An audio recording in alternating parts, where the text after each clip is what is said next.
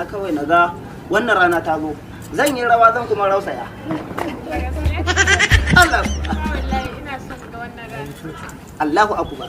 Allahu akbar. Ai ma hasada za mu ba su kunya. Wannan shine manufa kuma in Allah ya sa ranar nan ta zo zaki taka kuma zaki rausaya kuma za mu yi rawa. Inda Allah ya cika min wannan buri na wani mallake ki. Wannan shine wani. Allah ya nuna mana rana. Yauwa ki kwantar da hankalinki. Ki kuma sa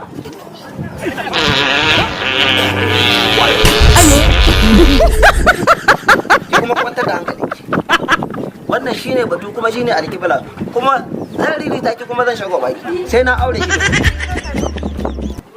Babu wata wadda za ta ji daɗi kamar ki. Ayo.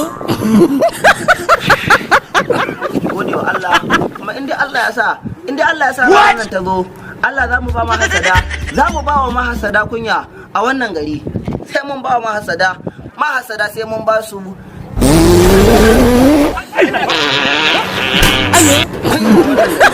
kuma za ki mamaki ko babu wata wadda za ta